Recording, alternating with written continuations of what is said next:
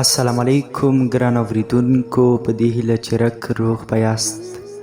یو ځل بیا هم ستاسې په درانه حضور کې له بېلتون وروسته د ناول له 14مې برخې سره حاضر شوم، په دې هیله چې تر پایه مې ملتیا وکړئ د تېرې برخې وروستي لفظونه.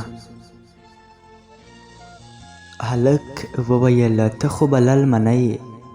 لل مې په حیرانۍ د هغه څېرې ته وکتل. ته ما له کومه پېژنې؟ د هلک په سترګو کې خوښۍ پړق وهله او په کلاس یې وخندل. او خدایه، نوې برخه. باور مې نه راځي چې تا به دلته وینم. پوهېږې ته مې له دې ګرد سپوږمیز مخ نه وپېژندې، خو تا تر اوسه زما دا شنې سترګې ونه پېژندې. د لل مې حیرانتیا نوره هم زیاته شوه. هلک بیا خپلې خبرې وغځولې: دا چې زه دې ونه پېژندم نو ته نه یې ملامته. زه امین یم، ستا د خاله زوی. للمه په حیرانتیا ورته موسکی شوه: ته امین یې، خو دلته څه کوي؟ تاسو ټوله کورنۍ خو په ایران کې اوسېدله، لکه چې ایرانیان مو هم په تنګ کړل او راوی شړلی. په دې خبره دواړو وخندل. امین ورته وویل: د ترور لورې، پردی کټ تر نیمې شپې وي. عزت او سکون یوازې په خپل ملک کې دی. په پردیو هیوادونو کې اوسېدل هغو مرغیو ته ورته دی چې د خپلې ازادۍ نه محرومې او د سرو زرو په پنجرو کې واچول شي. وطن مور ده او دا مور خپلو خلکو او خپلو بچیانو ته ضرورت لري. موږ هم ټوله کورنۍ خپل ګران وطن ته راغلو. ما دلته په پوهنتون کې داخله وکړه، خپلې زده کړې مې پایلې کړې. لل مې د امین د کور ادرس واخیست. همدا چې کور ته ورسېده نو په خپلې مور یې دا زیری وکړ. مور یې چې له کلونو نه خپله خور او د هغې اولادونه نه و لیدلي، د هغوی د لیدو لپاره ډېره بېقراره شوه او په هماغه ساعت یې د لیدلو لپاره ورغله. او بیا د اصغر دوی په کور کې له کوټې نه څو تېرې کړکۍ راووتلې. د څو شېبو په تېرېدو سره له کوټې نه د ماشوم د ژړا غږ پورته شو.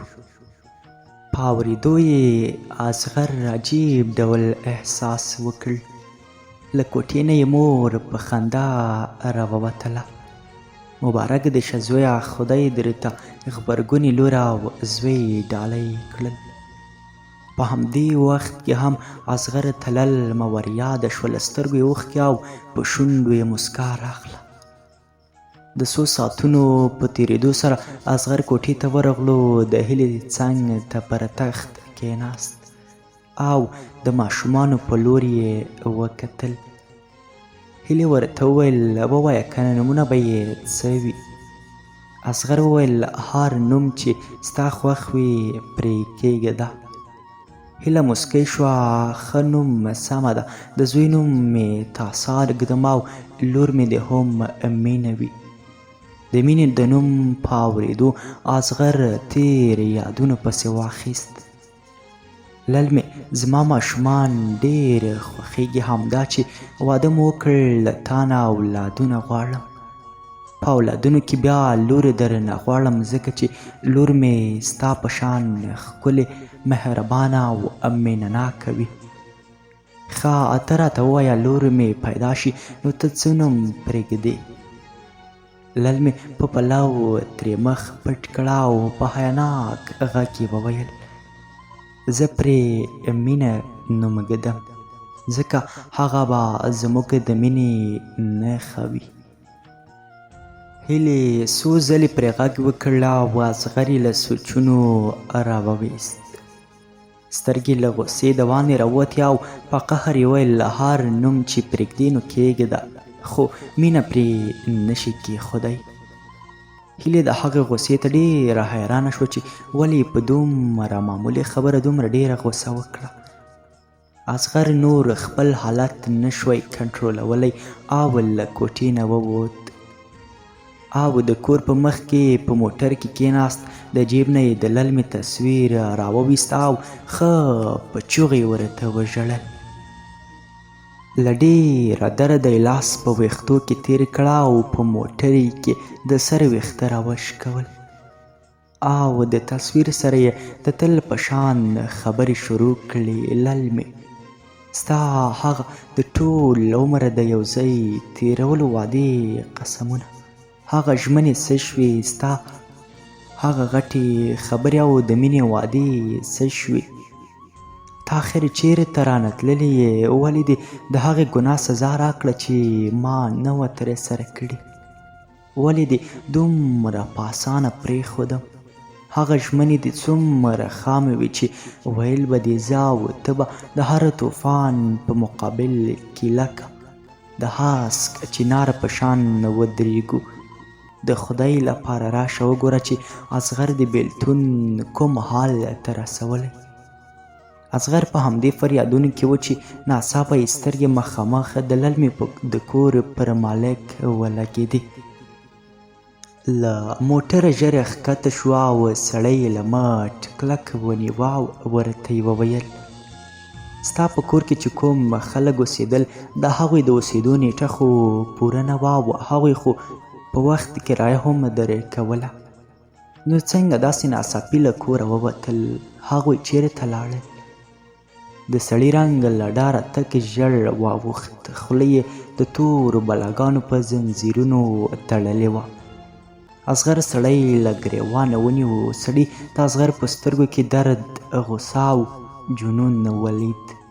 خوله یې خبرو کولو ته جوړه کړه: او وبخئ، ما هېڅ هم نه دي کړي. ټول کارونه ستا د پلار و. هغه ما ته ګواښ وکړ چې که دا خلک ونه باسم نو په کور به دې دعوه وکړم، کور به درنه واخلم.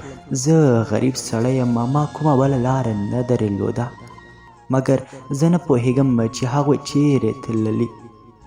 دا چې ته د هغوی د کور په نجلۍ مین شوی وې نو ما غوښتل چې تا له دې خبرې کړم، خو پلار د ډېر هوښیار سړی و.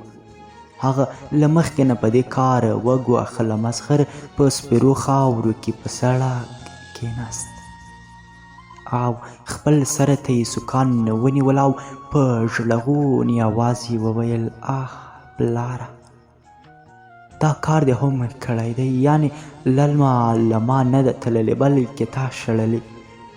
خو ولې یو پلار څنګه دومره ظالم کیدای شي؟ امین به هم کله ناکله د للمې لیدو ته ورتللو، خو للمې به تش سلام ترې ځان خلاصوه او درس ویل به یې پلمه کول، ځکه د للمې په پوهنتون کې د هلکانو سره خبرې او ناسته ولاړه نه خوښېده. د للمې توره به ډېره تلله او راتلله. د للمې خویندو به هم کله ناکله ورتللې، خو د للمې زړه هېڅ چیرې ته نه کېده. د للمې دوه کشرانې خویندې هم د ځوانۍ موسم ته رسېدلې وې. دواړه د ښوونځي په وروستي کال کې وې. که کوم څوک به ورکړه په مرکه راغی نو دواړه به یې سترګې په للمې خوږې ولګېدې او هغه به یې انتخاب کړه. للمه له دې مرکو ډېره ځورېده. د پوهنتون په شروع کې یې پلار ژمنه اخیستې وه چې د واده کولو خبره به یې نه یادوي.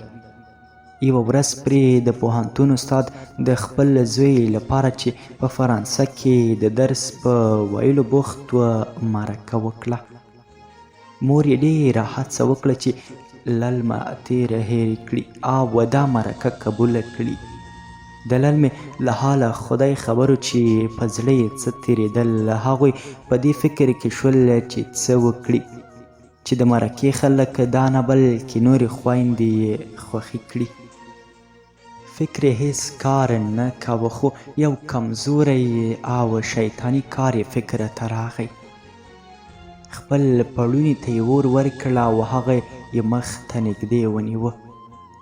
للمې غوښتل چې خپل مخ وسوځوي او خپل ښایست په بدرنګۍ بدل کړي. پړونه یې ښه مخ ته نږدې کړ. د اور تاوې ان زړه هم وسیست. خپلې سترګې پټې کړې او په سلګیو یې اصغر یادوه چې ناڅاپه ترې چا پړونه یې کش کړه او په مخ یې د کلکې څپېړه ګزار وخوړ. پلار یې په افسوس سره په غریو کې وویل باور مې نه راځي چې ته به دومره کمزورې او بې همته وې. که ظاهري ښکلا دې وسوځوي نو باطني او قلبي ښکلا به دې څنګه له منځه یوسي او که یا دې هغې ته هم لا تړلي.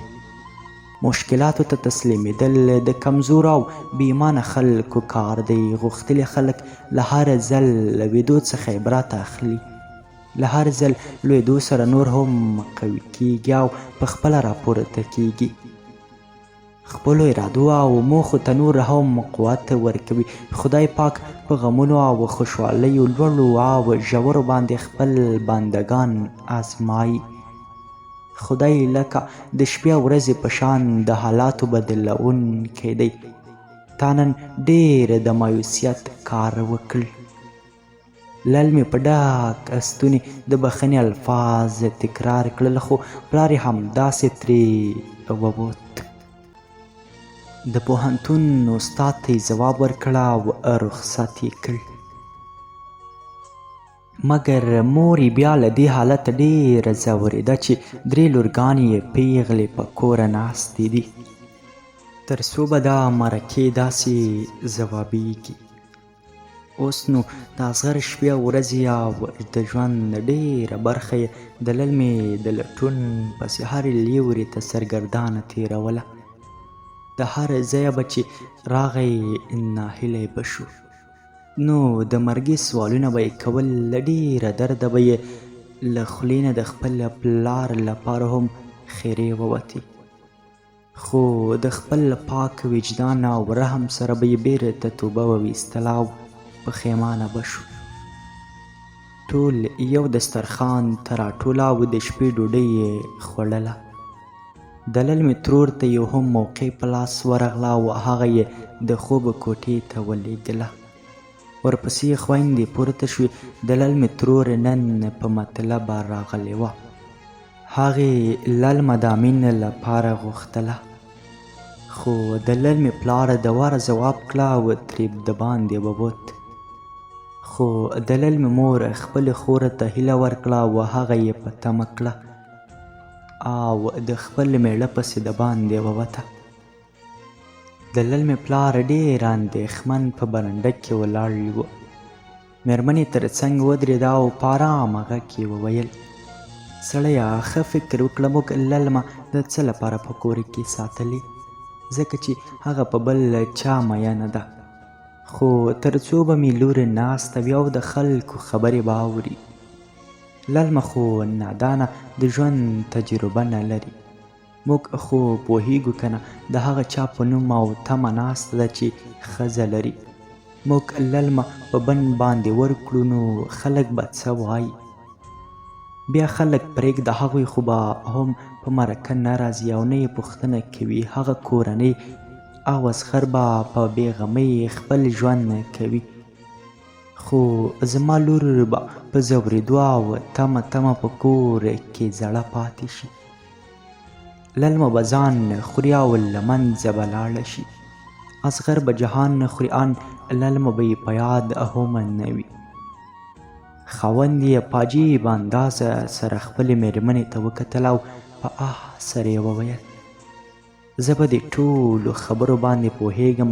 ته اوس له ما دا غواړي چې ظالمو او بېدینو پلارانو په شان له للمې نه هغه حق واخلم چې اسلام قرآن او رسول ورکړی.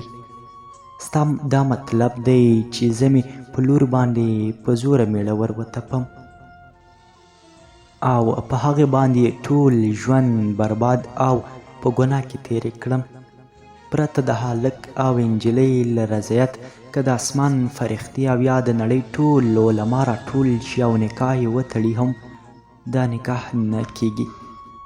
کله چې نکاح خدای پاک قبوله نه کړي نو د هغوی ټول ژوند په زنا کې تېرېږي. نسب او اولادونه یې حرامي او د سوال لاندې راځي. مېرمنې ژر خبره ورغوڅه کړه: نه سړیه، موږ به دا واده د للمې په رضایت وکړو. هغه به کېنوو، پوهه به یې کړو. خاوند یې په ترخه لهجه ځواب ورکړ: زه د للمې په هرې پرېکړې باور او فیصلې ته احترام لرم. هغه کومه ماشومه نه ده چې بې ځایه او غلطه پرېکړه وکړي. دا مرکې او دا خبرې هېرې کړه. هسې هم للمه ډېره ځورېږي. دا د مرکې خبرې هغې ته مه یادوه. مېرمنې چې نور څه نه درلودل نو له خاونده روانه شوه. د للمې مور بیا خپلې تېرې ناکامې تجربې تکرار کړې، خو دا ځل یې پکې بدلون راوستی و. او للمې ته یې وویل که د امین سره واده ونه کړي نو خپلې شیدې او خپل حق نه وربخي. او ورته یې وویل تا یوازې اصغر لیدلی او بس. ته یو ځل بل ځوان ته موقع ورکړه، بیا وګوره چې هر ځوان اصغر دی. تا ته به له حده زیاته مینه درکړي. د للمې خوارکۍ غمونه هېڅ نه خلاصېدل. بس خپل ځان یې د استخارې د لمانځه سره خدای ته وسپاره او رب ته یې د دعا لاسونه لپه کړل: خدایه، زما په مینه او غیرت ما ته د ژوند د تېرولو لپاره د اصغر یادونه بسنه کوي. زما ژوند ته بل څوک مه راوله. ما ته له دې غمونو نه نجات راکړه. ته په هر څه قادر یې. للمه سهار په چرتونو او غمونو کې ډوبه د پوهنتون په انګړ کې دننه شوه چې امین پرې غږ وکړ. للمه په کرغجنو سرو سترګو ور وکتل. امین سلام وکړ، خو للمې په یوه عالم کرکې او نفرت سره د هغې څېرې ته وکتل. امین هم حیران شو او ویې ویل: څه شوي للمې؟ ولې غوسه ښکارې؟ للمې په ترخه لهجه ځواب ورکړ: په یو چا باور کول څومره ستونزمنه خبره ده امینه. زارۍ درته کوم، له دې کاره تېرې شه. دا د ټول عمر خبره ده. خپل ژوند دې له ما سره بې ځایه مه بربادوه. زه تا ته هېڅ کله مینه، خوښي او سکون نشم درکولی، ځکه چې زه له بل چا سره مینه لرم. او د مین انسان زړه او ژوند د اوبو د ډک ګیلاس په مثال دی. که نورې اوبه ور واچوي نو هغه ترې تویېږي او ځای پکې نه نیسي. ته له هغه چا سره واده وکړه چې تا سره مینه وکړي. زه یو دردېدلې او په زړه سوې مینه نجلۍ یم. د امین سترګې له حیرانتیا رډې راووتلې او په تعجب سره یې وویل: ستا مطلب څه دی؟ للمې د امینه واده زه خو په هېڅ پوه نه شوم. للمې یو ځل بیا په غوسه شو او په ژړا یې وویل: امینه، ته ولې ځان ناخبره اچوې؟ مور دې موږ کره زما په مرکه راغلې وه، خو ما تا ته هر څه وویل. اوس که ته لږ غیرت هم ولرې نو له ما به تېرې شي او مور به دې له دې مرکې منع کړي. امین للمې ته قسم وکړ چې زه له دې هر څه ناخبره یم. مور مې په خپل سره دا هر څه جوړ کړي. بیا ما ته تل په دې پوهنتون کې د نورو هلکانو پر وړاندې د ورور په شان په تا ننګ او غیرت کړی. ته ما ته د خور مقام او ځای لري، خو ته نور فکر مه کوه، زه به هر څه سم کړم. امین په رښتیا هم ناخبره و، خو د خیالونو په نړۍ او د زړه په دنیاګۍ کې بیا بل څه ول. د امین په زړه کې د للمې کشرې خور ګلۍ ستنې درولې وې، خو ګلۍ له دې هر څه ناخبره وه چې د امین په زړه کې د مینې هیلې او ګلونه راټوکولي. د للمې ترور یو ځل بیا راغله، خو دا ځل یې په خپلو خبرو ټول حیران کړل. دا چې للمه درسونه وایي او واده نه کوي نو ګلۍ خو شته. زه له تاسو نه ګلۍ غواړم. د امین لپاره ګلۍ چې دا خبره واوري دا ننګي یې تت سره واوښتل او په سرو سترګو له کوټې ووته. په دې خپلوۍ ټول کور سره سلا شو. پلار یې للمې ته وویل چې لاړ شه او د ګلۍ نه پوښتنه وکړه چې د هغې هم خوښه ده که نه. ګلۍ سلګۍ وهلې او د کوټې په یوه کونج کې ناسته وه. للمه یې غلې څنګ ته کېناسته او ویې ویل: لیونۍ ستا په شان انجونې خو خوشبخته دي چې پرته له ستونزې واده کوي، ماشومان راوړي. بیا د امین په شان میړه ګوره. زه امین ډېر ښه پیژنم ځکه هره ورځ په پوهنتون کې له هغه سره مخ کېږم. زموږ په پوهنتون کې ډېرې ښکلې نجونې شته، خو ما یوه ورځ هم امین د کومې نجلۍ سره نه دی لیدلی. کومې تمې چې یوه نجلۍ له خپل میړه نه کوي هغه ټولې په امین کې شته دی. آیا ته له هغه سره واده کوې؟ ګلۍ سر پورته کړه او للمې ته یې وویل: ښه نو ته به څنګه شي؟ واده کول اول ستا حق دی. زه دا نشم لیدی چې خلک تا پسې خبرې وکړي. ګرانو اورېدونکو، دا به له بېلتون نه وروسته د ناول 14مه برخه. تر بیا راتلونکې برخې تاسې په پاک او مهربان رب سپارم.